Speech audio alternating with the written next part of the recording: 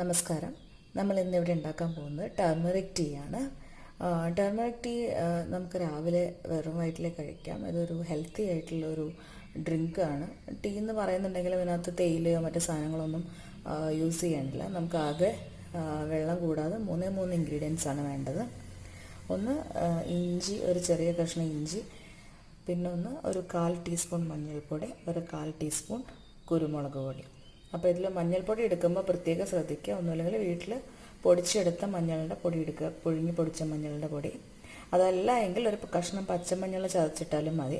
പച്ചമഞ്ഞൾ ചതച്ചിടുമ്പോൾ പാത്രത്തിൽ കുറച്ച് കറയാവാൻ സാധ്യതയുണ്ട്, അപ്പോൾ അത് ശ്രദ്ധിക്കണം. പിന്നെ കുരുമുളക് പൊടി തരിതരിപ്പായി വീട്ടിൽ പൊടിച്ചെടുത്ത കുരുമുളക് പൊടി. നമ്മൾ വെളിയിൽ നിന്നുള്ള ഇൻഗ്രീഡിയൻസ് ആകുമ്പോൾ അഡൾട്രേറ്റഡ് അല്ല എന്ന് ഉറപ്പാക്കിയ ശേഷം ഇത് ചെയ്യുക.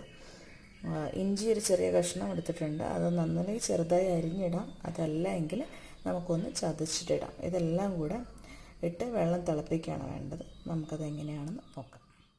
അപ്പോൾ ഇവിടെ വെള്ളം അടുപ്പത്ത് വെച്ചിട്ടുണ്ട്. ഇതിലേക്ക് ഞാൻ ആദ്യം ചതച്ച ഇഞ്ചിയും കുരുമുളക് പൊടിയും മാത്രം ആഡ് ചെയ്ത് കൊടുക്കണം.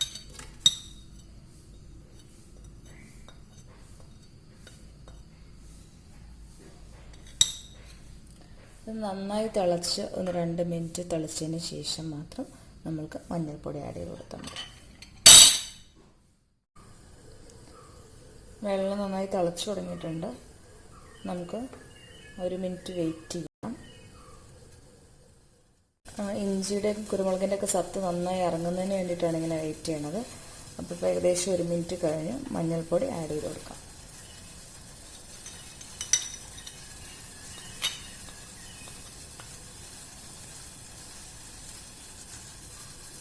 തീ കുറച്ച ശേഷം 1 മിനിറ്റും കൂടെ വെയിറ്റ് ചെയ്യുക. എന്നിട്ട് നമുക്ക് തീ ഓഫ് ചെയ്ത ശേഷം ഇതൊരു 5 മിനിറ്റ് അടച്ചു വയ്ക്കാം. എന്നിട്ട് ഫിൽറ്റർ ചെയ്തെടുത്തു കഴിഞ്ഞാൽ നമ്മൾക്കുള്ള ടർമറിക് ടീ റെഡി.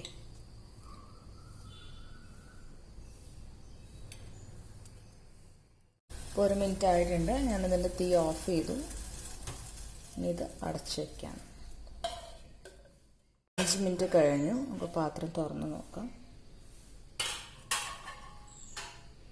ഇനി ഇതൊന്ന് നമുക്ക് കുടിക്കാനുള്ള കപ്പിലേക്ക് ഫിൽറ്റർ ചെയ്തെടുക്കാം.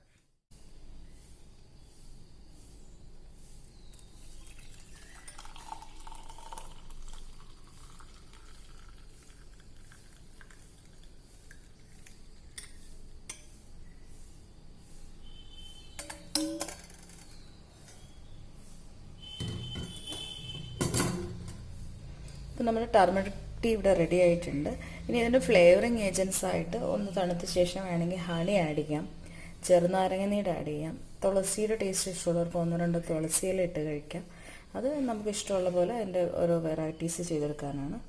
ഞാനിവിടെ ഇപ്പം നാരങ്ങ നീര് ചേർക്കണേ അധികമൊന്നും ചേർക്കേണ്ട ആവശ്യമില്ല. ഒരു 3-4 ഡ്രോപ്സ്, ഒരു ചെറിയ നാരങ്ങ എടുത്തിട്ട് എൻ്റെ ഒരു അത്രയും നീര് ആഡ് ചെയ്തിട്ടാണ് ഞാനിവിടെ കഴിക്കുന്നത്. അപ്പോൾ തീർച്ചയായിട്ടും എല്ലാവരും ചെയ്ത് നോക്കുക. അപ്പോൾ എല്ലാവരും തീർച്ചയായിട്ടും ഇതൊന്ന് ട്രൈ ചെയ്ത് നോക്കുക. Thank you for watching.